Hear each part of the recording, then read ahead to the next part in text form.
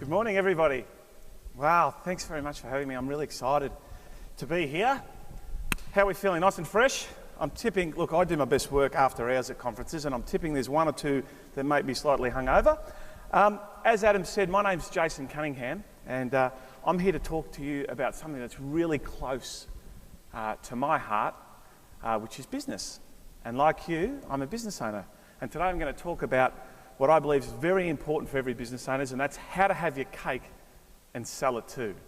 The 7 key ingredients for any business success. Now, before we get to that, I just want to talk to you about my bona fides. Chris has given me 45 minutes to talk. I'm going to spend about 43 minutes on myself, if that's okay. I'm joking.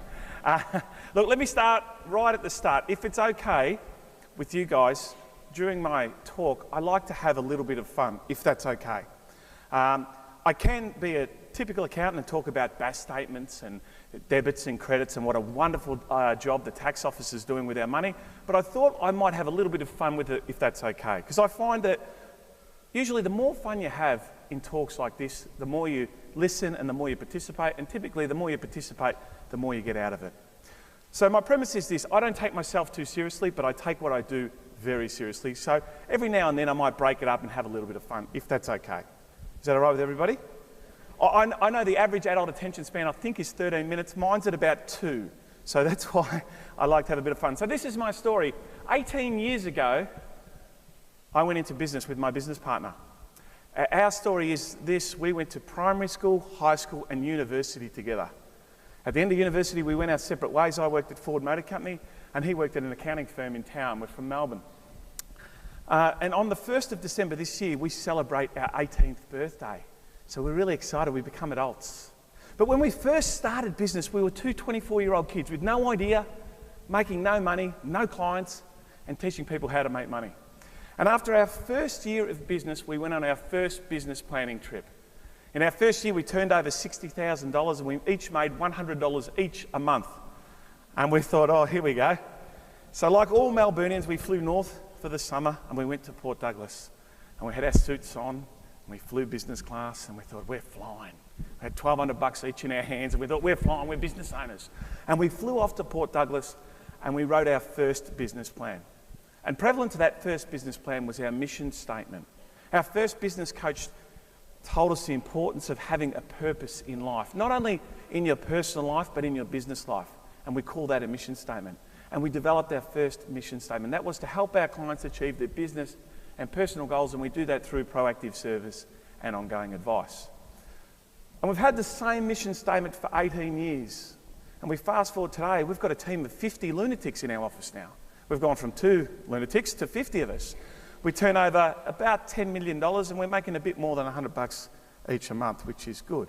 And so I want to share with you our story, what we've done, but also a number of the clients that we've helped along the journey. And as Adam said, I'm a CPA, also known as car parking attendant, but no, certified practicing accountant.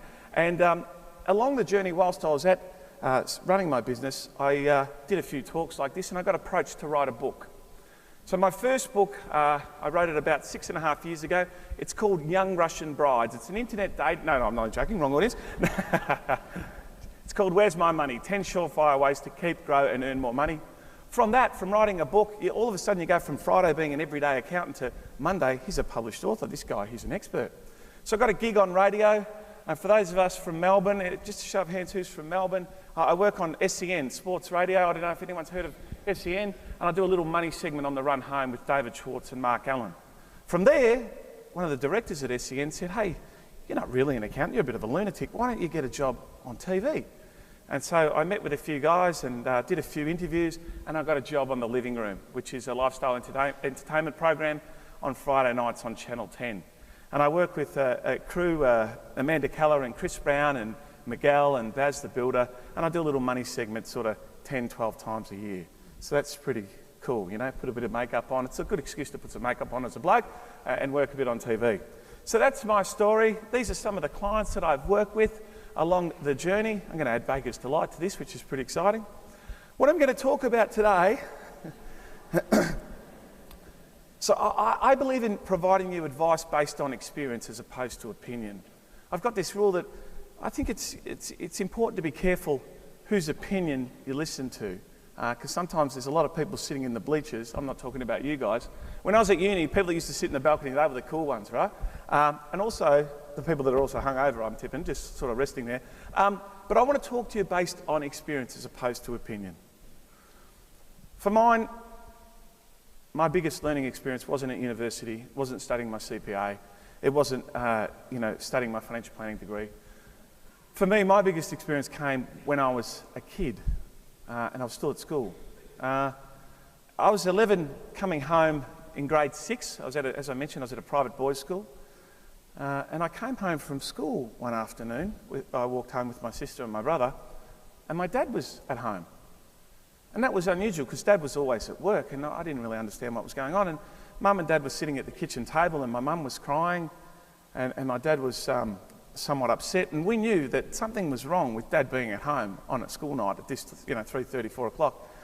And Dad said, "Jace, unfortunately, we have to move. We've lost our business. We have to sell our house, and we have to sell our cars. And we're going to go and live at your nan's place. But it'll only be for a year until we get ourselves back on our feet." And I thought, okay. And see, where we lived in Melbourne is a suburb called Essendon. And if anyone knows Melbourne, Essendon is what we call the Toorak of the north. It's no Toorak, but it's in the north, and we moved... You should see some of the Essendon mums now. Anyway, that's a long story. So we moved only 3 train stations down the road to a suburb called Pascoe Vale. And despite the fact it's only 5 or 6 kilometres away, the socio-economic demographic of the area was somewhat different to Essendon. I still stayed at the same school. I got a scholarship to go into year 7 because I was pretty good at numbers and stuff. But we lived in Pascoe Vale, and we lived in my nan's house.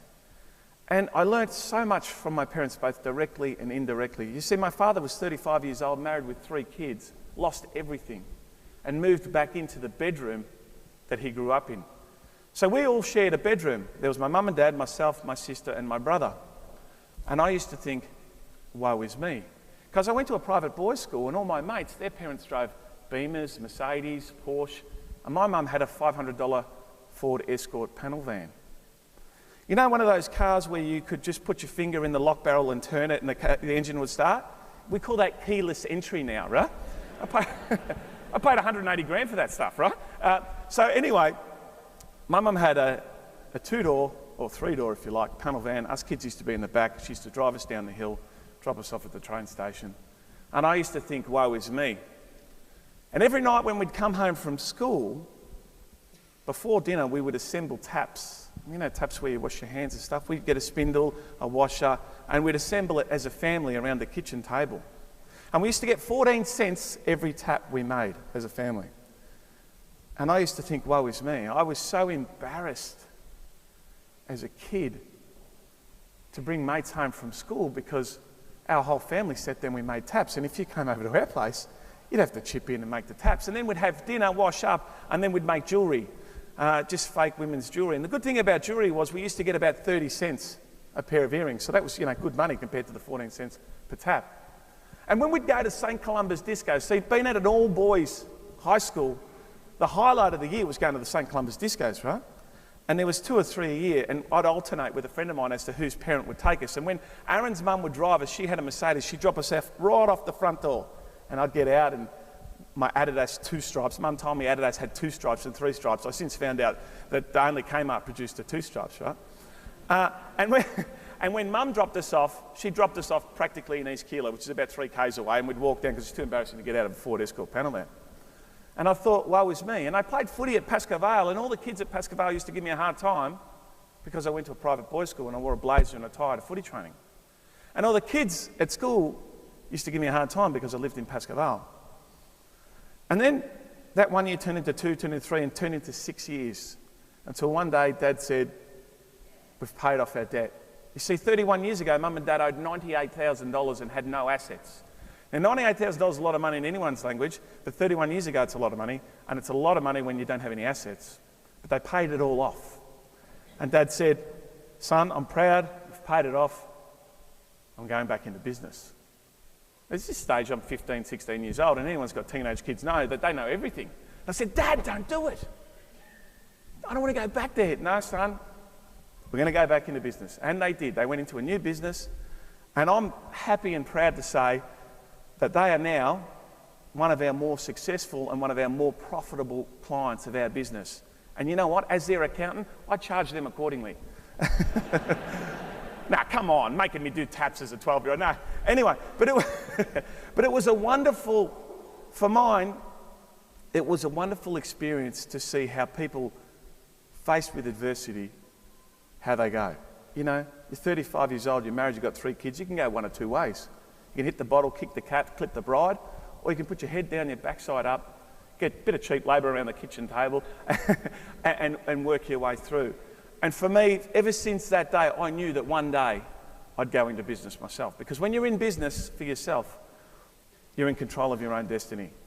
And after working 4.5 years at Ford Motor Company, I knew it was going to take too long for me to be the president. So I thought, you know, jam this for a game of soldiers. I'm going to go out and do it myself. Today, our key takeaways that I want to share with you are as follows. Just 4 basic key takeaways. The first is, I want to talk and share with you the different roles that we play as business owners. That as a director versus that as a shareholder. We need to wear 2 different hats. We work in the business and we work on the business. Secondly, I want to talk about the importance of keeping our business assets, our personal assets and our investment assets separately. Excuse me. Number 3, how to better manage our cash flow. And finally, don't get choked out of the market. Too much debt can kill us. But let me first address the elephant in the room.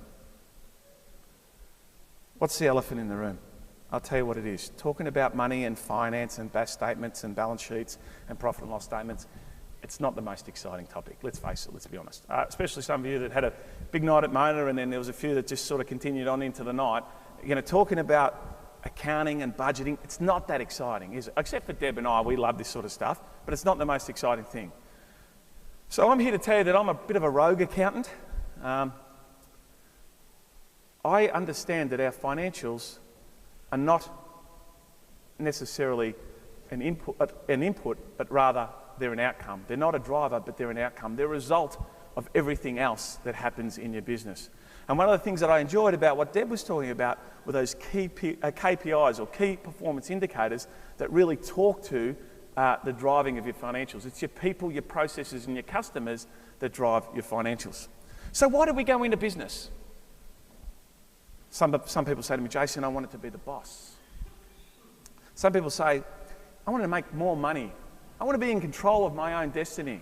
I want to enjoy my lifestyle. I want to choose when it is that I can come and go to work. I want to take 15 sick days off a year. I want to travel the world. And I say to a lot of people, yeah, but how's that working out for you? Because sometimes we feel chained to our businesses. Sometimes we feel that if we're not there, all hell's to pay. Can you get an understanding of what I'm saying? Sometimes we feel like the business is taking over and controlling us. And you know what? The fact of the matter is that business is tough. Absolutely it's tough. You know, I've got a good friend of mine who runs a very successful business, and he says to me, Jason, give me a business that's got no customers and no staff. That's the business I want. When you talk to business owners, what's the biggest challenge in your business? Oh, it's my staff. Oh. Guaranteed Mondays come around. Isn't it ironic that people only ever get sick on a Monday? You know, no one's ever sick on Friday or Monday. That flu just sort of comes around Sunday night at about 8:30, gets hold of them. No, but business is tough. Stats tell us that the top 5 reasons why businesses fail are as follows. Number 1, poor financial management. 1/3 of all businesses that go under, it's due to poor financial management. That's good for accountants, I guess. Number 2, bad management in general. Number 3, poor record keeping. 4, poor economic conditions. And 5, problems with their sales and marketing. You'll note that only one of them, the one in yellow, has got to do with external forces. Everything else has got to do with us. So let me say this, congratulations for making it so far. Stats, Commonwealth Bank released stats that are widely known. 80% of small businesses fail in the first 5 years. Of the 20% that make it, 80% of them fail in the next 5 years. So in actual fact, only 4% of businesses last 10 years. So it's quite a small number. So what do we need to do? Firstly, let me go through the barriers that stop us from success. You know, at the end of the day, whether we like it or not, we, the business owner, are the major reason why we will be successful, but unfortunately, we're the major reason that holds us back from success. So what are these 5 barriers that hold us back from success? Firstly, too often I see that your lifestyle supports the business, as opposed to a business being able to fund your lifestyle. Secondly, time and time again, I've been advising business owners for 18 years, and as I said, I talk on experience, not on opinion. But time and time again, when I meet with our clients, I see that they only make enough money to survive, and that's it. So whatever their expenses are in their world, whether it's sending kids to school, paying the mortgage, whatever it is, typically that's how much money that they make. And they don't push themselves any further. Too often I see businesses making the same profit year in, year out, year in, year out. Number 3, the business relies too much on the business owner. And without the business owner, the business doesn't function. And there's some reasons for this. Number 4 is this element of fear. Mainly fear of the unknown, fear of something new. This transcends all boundaries, not just business. You know, this, for me personally, is a big one. And again, I talk from experience. As I mentioned, I went to an all-boys primary school and all-boys secondary school. And when I got to university, guess what? There were chicks. Wow. And in the first year of uni, I saw this really tall, pretty girl. And I thought, wow, this is amazing. You know, spending 13 years with Christian brothers, I needed something a little bit different. And I went up to this girl and I told her a few lies. I told her my father had money and all this sort of stuff, and as you know, he didn't. And anyway, long story short, we fell in love and all that sort of stuff, and we got married. And we got pregnant. And first cab off the ranks, and we got pregnant with twins. So anybody that's had twins, or anyone that's had a child, knows it's a bit of a daunting time. But to have twins, I remember going to see the obstetrician, and she said, "Oh, look, what have we got here?" I said, "Oh, don't tell me." She goes, "Well, we've got another heartbeat." Oh my God. Twins. I've been in business 4 or 5 years, and away we go with twins.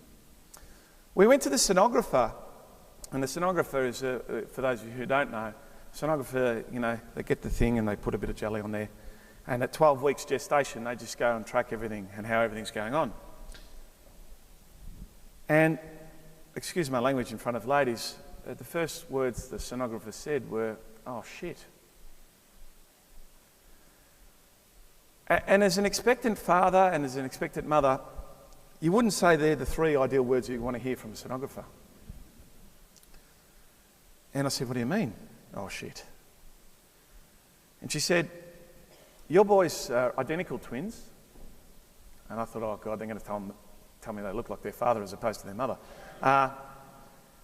You know, you can't, this is just genetic, I can't do anything with. On TV they put a bit of makeup and stuff on, you look a bit better. But no, she said, your twins have got what we call twin-to-twin transfusion syndrome. Twin-to-twin transfusion syndrome. What that means is identical twins share one placenta. Their 2 umbilical cords go into one placenta, and often the blood supply is somewhat uneven. And that little one on the left, he's going to demise. And you're going to have to come back in 2 weeks. So we weren't overly excited with that news. And so that next 14 days was the longest 14 days of our life, right? So we've just told everyone, guess what? We're having twins, yo beauty. And then, oh dear, it's not ideal. So we go back in 2 weeks' time to see the sonographer, and she goes, "Good news. He's coming back. There's more amniotic fluid inside the sac. He's on his way back." She said, "But we're going to have to monitor this every week. And you're going to need to change obstetricians. You've got to go and see this guy, Dr. Mark Umstad. He's the head of multiple births in Victoria." So we go and see this dude, and as I walk into his office, he's got this grand office in Carlton overlooking the footy ground and all this sort of stuff. I see his cufflinks in his shoes and the suit, and I go, this is going to cost me a couple of bucks. And as an accountant, we're very disturbed spending money, right? And it's the whole thing, and we had the discussion, and the guy was, I've never seen a bloke more in control in my life. 100% in control. He said, Jason, Angela, that's my bride's name. He said, well, it's a challenge, but we can deal with this, right? It's just every week we need to monitor it.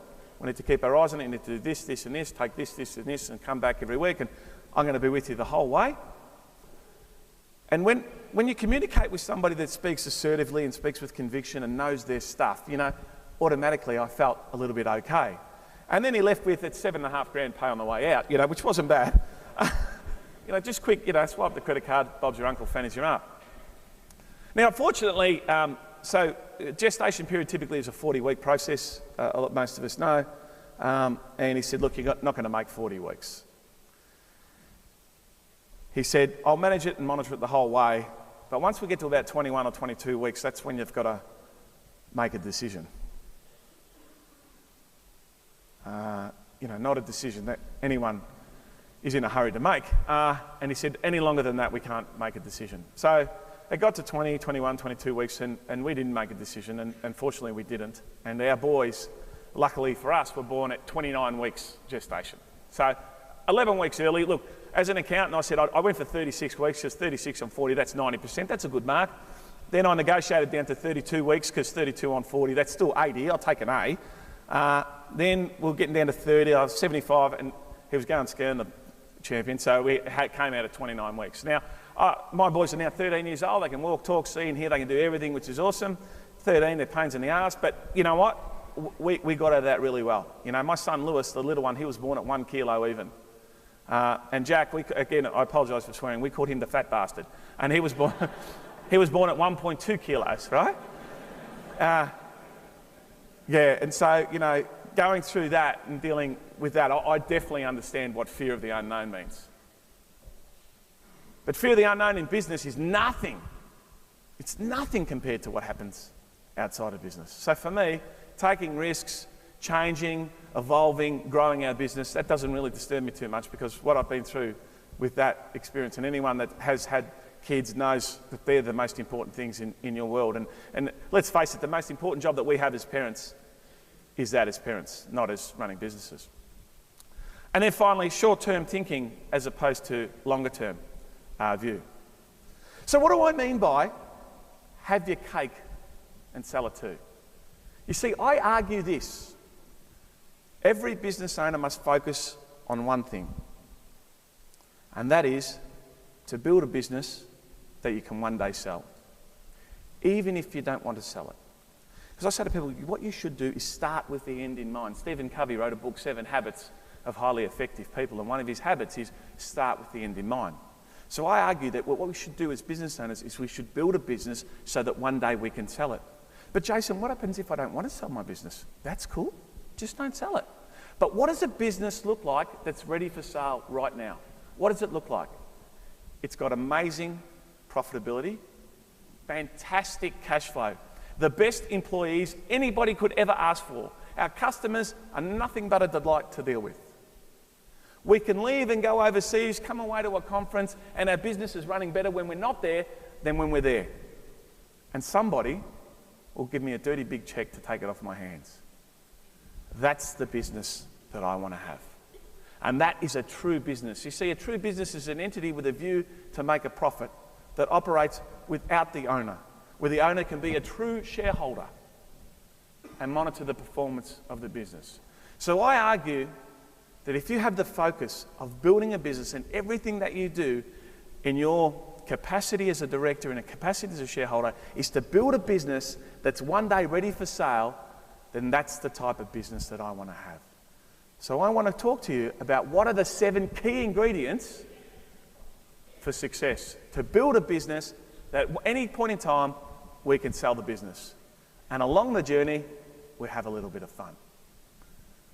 So when we talk about success and the acronym success when it comes to building a business that's ready for sale, what does that look like?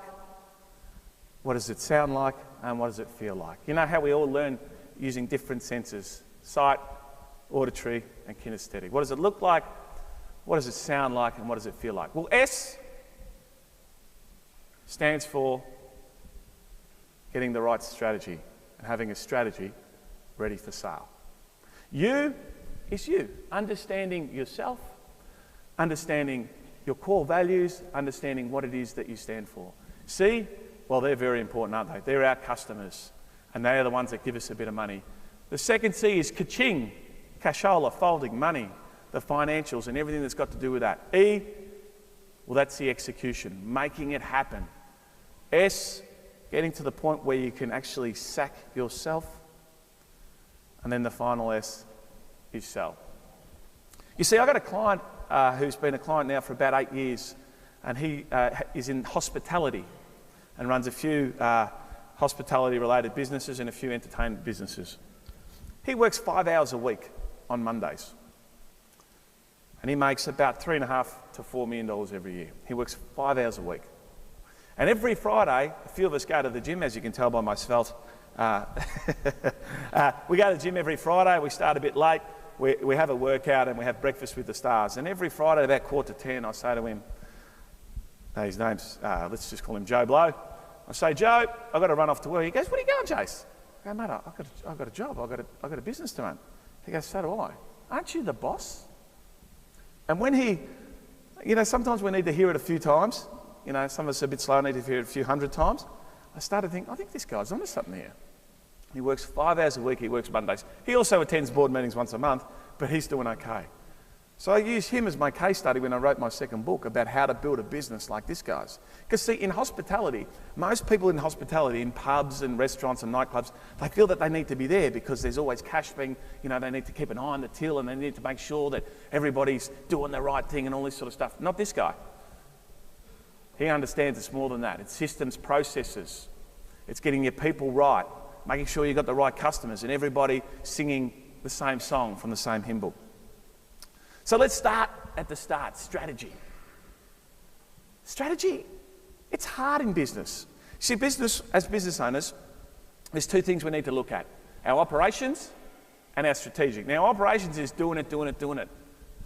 Baking bread, selling bread, dealing with our staff, dealing with our customers and all that sort of stuff. Strategy's somewhat different.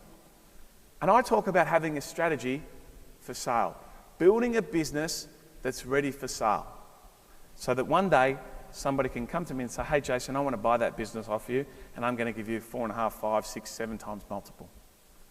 Obviously, that's great to get a good return on multiple, but also we've got the multiple of what? Obviously EBIT or profit. We've got to make sure that the profit's there to enable us to get that big check at the end of the day. But also, even if we decide not to sell it, it means that we've got an amazing business that operates without us. Secondly, it's you understanding yourself, you as a person, but also the culture and core values that you disseminate across your business. You see, you've heard the phrase, I'm sure you've heard the phrase, the fish rots from its head. Culture starts with you, the leader of your organisation. I spoke to you about our business right at the start, and I said our mission, our purpose, this is something that we truly believe in our organisation. When you focus on your mission and understand what your purpose is, and by purpose I mean what is it that you give others. If you focus on what it is that you give others, what you want will come to you.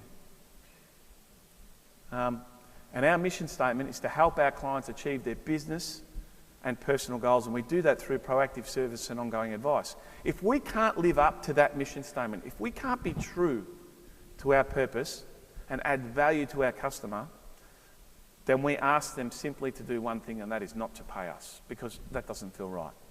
So having a clear understanding of what your purpose is and what your mission is paramount. Secondly, your core values. What is it that you stand for? You see, in our organisation with a team of 50 and our business is growing, for us, one of the single most important things we do as business owners is to create an environment, a culture, that's not only attractive enough to attract key people into our organisation, but also adhesive enough to hold on to them. We need to provide an environment that allows our team members to thrive, And we've got a philosophy in our business called how you can create a business within a business. Because I'd argue that the single most important part of your business are your people, your team members. We don't have staff in our organisation, we have team members. Because without those team members, we don't have a business. We go back to the old days when it's just myself and Rob sitting in an office punching out tax returns, and I don't want to go back to that. I want to have an environment where it enables people to operate to their absolute maximum so that they can thrive, and us as a business along that, we can thrive and survive as well. So our core values in our organisation are that we absolutely care about our clients and our team members. We work ethically and with integrity. Number 3, as accountants, is going to sound a bit strange, but we like to have a bit of fun at work. You know, it's okay to have a bit of fun. We like to enjoy the company that we keep and the clients that we deal with. And finally, we're dead set passionate about what it is that we do at the practice. And then thirdly is your why. Why do you get up every morning? Why do we do what it is that we do? There's a guy called Simon Sinek, and if you're into professional development and you want to take your business to the next level, I strongly urge you to check out this guy's TED Talk. It's an 18-minute TED Talk. He wrote a book called The Power of Why, and he does a TED Talk on his why. Has anyone ever seen that or heard it? For mine, it's life-changing, and it takes 18 minutes of your life. So I recommend Simon Sinek, S-I-N-E-K. Google him and have a look at his TED Talk. He talks about the power of why. And for us, well, his example, one of the examples he uses is a guy called Walt Disney. We've all heard of Disneyland. Some of us have been there. And Disneyland, what they want to do is create the most wonderful, happiest place on earth. And their mission statement is quite long and extensive, and their core values are nice and long and extensive. But he then gives an example in his book about a cleaner that starts his first day. Now let's call the cleaner, I don't know, Jason. And Jason goes up to his boss. Let's call him Roger. Hey, Roger. And Roger said, look, Jason, it's your first day on the job. I'm running a bit late. I don't have your uniform. I don't have your mops or anything like that. I haven't got time to take you through the systems and processes and our core values and our mission, but I just want to share with you our why. And that is make people happy. That's what we do at Disneyland. That's our why. That's why we get out of bed every morning. That's why we come to work. We exist to make people happy. So run off on your day and I'll see you at lunchtime and I'll give you your uniform and take you through the procedures manuals and all that. So Jason takes off, takes no more than 30 steps and comes across a woman with her son, and her son is hysterical, he's crying. So he had a milkshake, you know those polystyrene cups, he had a milkshake and he dropped it and it shattered everywhere. And went all over the kid, all over the mum's dress. The kid was distraught. The mum's upset because her son is distraught. And hang on, I'm Jason, I've just started, I'm a cleaner. And the woman looks at the cleaner, looks him up and down, this doesn't look like a cleaner, got a magnificent suit on, but you know, all that sort of stuff. I can fix it, hang on. And he refers back to make people happy. He picks up what's left in the milkshake container and he tips it over his head. Right? The kid starts laughing. The mum sees the delight in her son's face and she starts laughing. And they run off together to the bathroom and tidy up. So for mine, I really like that story. I recommend you read it, read his book, or definitely have a look at his TED Talk. For us, our why is liberating people's lifestyles. So whenever we go to make a decision in our business, whether it be to hire a new person, change systems, get a new computer system, deal with the client, whatever it is, we're all focused on, we bring it back to centre around liberating people's lifestyles. When I got the brief on this gig and I checked out the vision, the mission and the values of Baker's Delight, I thought these guys are on a winner. It's true to what it is that I believe. So I think you guys are really on the right path there. Next are our customers. Without our customers, unfortunately we don't have a business. They might drive us insane sometimes. Why isn't the bread ready? Oh, it's too hot. And, why do I have to put it in a paper bag and not a plastic bag and all this sort of stuff? Sometimes they drive us bananas in pyjamas. You get the school mums coming with their gym gear on and all, I'm sure you're dealing with that. I see that a fair bit at our school. Any chance of getting changed after the gym? Anyway, that's another story. You went to the gym 6 hours ago, you still got the, It's one of those ongoing discussions I have with my bride. I mean, I love her to death, there's no doubt about it. But just have a shower after the gym, whack a pair of jeans on. Lululemon, All the girls have got the same runners on, and then 6 weeks later it's the new runners, you know. Anyway, okay, customers. Sorry, just getting off the track there. Customers are critical, obviously. When looking at our business, rather than just focusing on the doing it, you'll see that there's a bit of a common thread here about focusing on each of the elements of success. And customers, I think the most important part of customers is looking at your business through their eyes, not through yours. One of the things that doesn't necessarily float my boat is when people say, we don't do that here.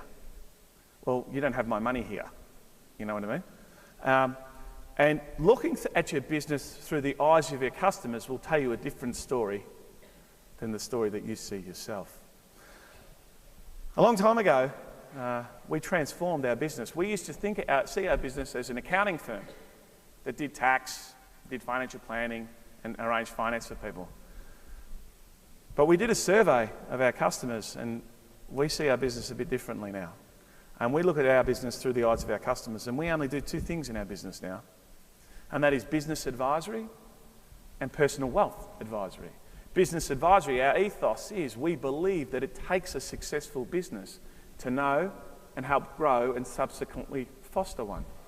And from a personal wealth advisory perspective, we're all about helping our customers fuel their family's future. So rather than saying, look, what we're going to do is I'm going to sit down with you and look at your Division 7A liabilities and go through your balance sheet and all that sort of stuff, and you hear blah, blah, blah, boring, boring, boring. We talk about how do we grow your business and make it more profitable. Or how do we help your family on their journey to financial prosperity. Sales and marketing, mission critical. You guys are part of an amazing brand, which is wonderful. And being part of an amazing brand where we're all in it together and running an event like this, I've got to say, this is one of the better events that I've been to. But it doesn't stop there. People say to me, Jay, how often should I spend on sales and marketing? How often should I be marketing, Jason? And I say that you're always marketing. You're always marketing. You're always representing your brand.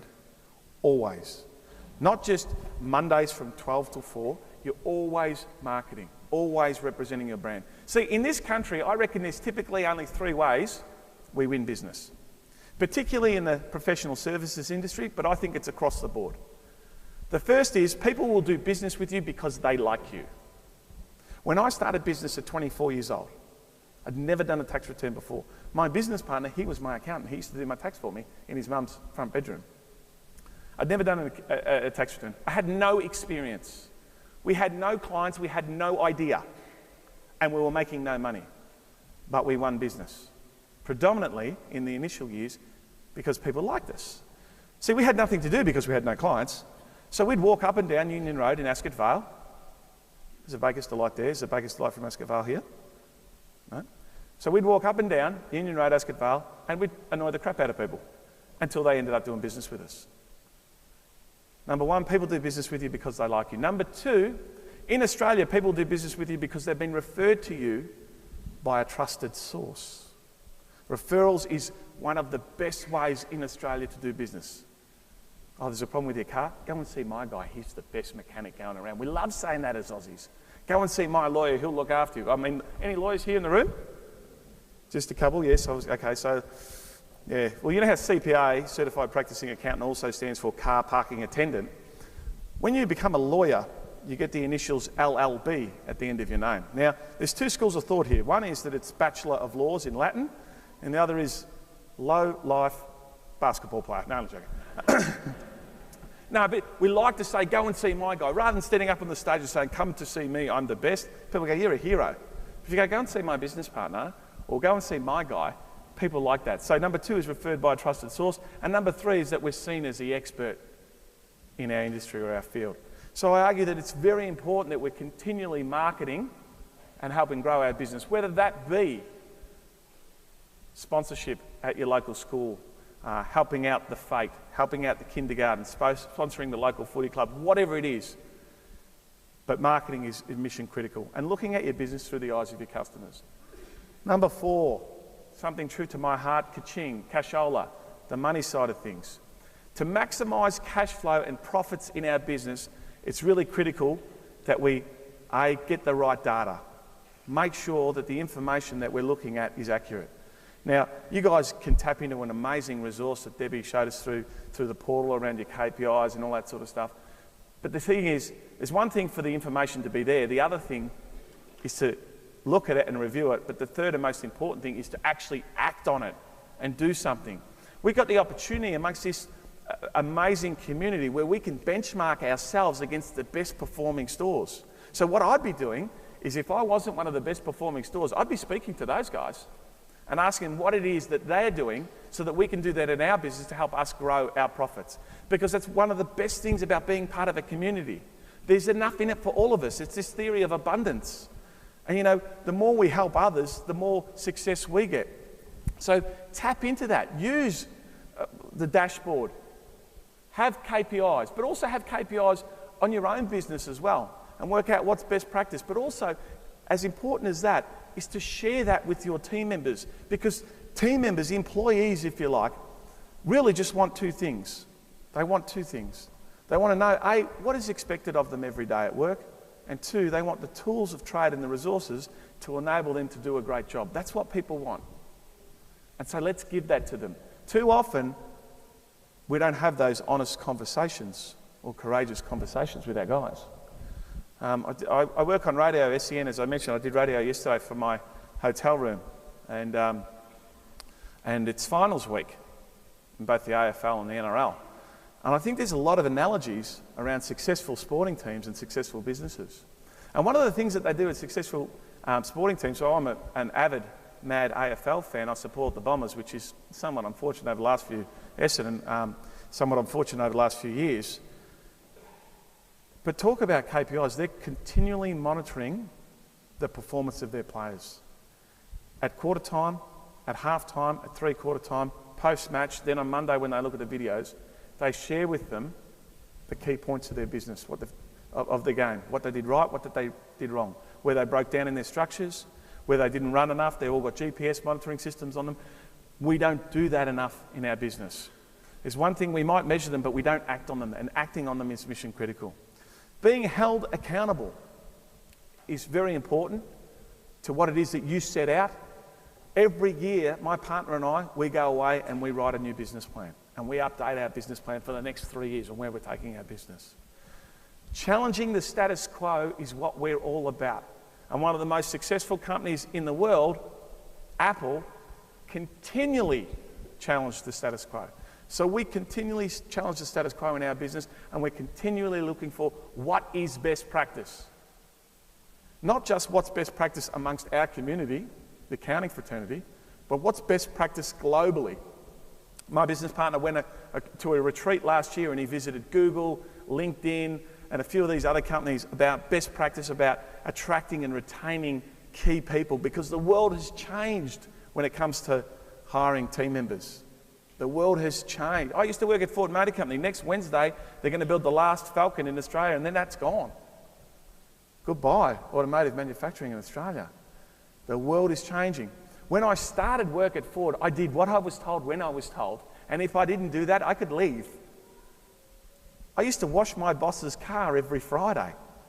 Here I am, an accounting graduate. I'm a graduate, and I'm washing the car. You know, I've got a degree. I washed his car. I'll give it to you. I think now, imagine me saying to one of my guys, look, could you wash my car? Up your jumper, Jace. That's not going to happen, you know. So the world's changing, and we've got to evolve, or unfortunately we'll dissolve. And then finally, I just want to talk quickly about the relationship between our balance sheet and our profit and loss statement. So our profit and loss statement talks about a year or a period that's just transpired. It talks about our income, sales, less all the cost of sales and the other expenses leads to our profit. That profit is then subsequently denoted on our balance sheet with either an increase in assets from the year before, or a reduction in liabilities from the year before, or a combination of both. And it's really important that we understand that. Too often, most of us don't understand it. Too often, most people go to see their accountant and they sign some forms and they go, I don't know what just happened there, but I've got to pay tax. If you don't understand what's going on in your business, if you're reliant upon your accountant or your advisor to tell you what's going on in your business, there's a problem, a fundamental problem right there. Understanding the fundamentals of financials helps you get a better understanding of your business. Number 5, execution. Let me just check my time. I'm getting a little bit excited here. Execution. Now, I'm not talking about what used to happen at the Tower of London or anything like that. Execution is making it happen. And this is really important. Making it happen. I talk about your people and your processes. If you can attract key people and provide them with the inspiration and the tools to now enable them to flourish, following specific designed processes and dealing with the most appropriate customers, then you are 90% of the way there. But this is a constant journey. And make no mistake, and sometimes it saddens us, but make no mistake, unfortunately, our people don't love our business as much as we do, right? When they finish work at Friday or Saturday or Sunday, whenever it is, they have the ability to switch off. Unfortunately, as business owners, we struggle with that concept. But it's because it's our baby, yeah? So it's really important that you share with your team members and you continually remind them of what it is that we're doing and why the journey that we're following on. I think my time is having a little bit. I apologise for this. This is a trap for young players. There we go. See how I did that? And making proactive decisions. So using what we call the stoplight method. Has anyone ever heard of the stoplight method? The stoplight has a red light, an amber light, and a green light. I'm pretty sure we all know that. And so the stoplight method talks to the 3 things that we should focus on in our business. What we should stop doing, what we should continue doing, and what we should start doing. And it's a simple process and a simple methodology that enables our team members to be able to understand what's expected of them. And it's a nice little tool to use that's easy and simple that, people can follow. Next, you're fired. Looks like it might be saying something else, but trust me, it's you're fired. This is Donald Trump. Sack yourself. Create a self-sustaining, self-sufficient business that operates even if you're not there. So this talks to the role of director versus the role of shareholder. As a shareholder in our business, whether we own a company as trustee for a discretionary trust or our structure is just a straight company or whatever, but as a shareholder, we should step back and have a look at our business like a shareholder would of ANZ or BHP. I got smashed yesterday, or Rio, or CBA, or any of those businesses. And what do they look for? What do the shareholders look for? They look for a business that's going to continually increase in value, yeah? They want a business that's going to continually increase the profits that business is going to make and pay out.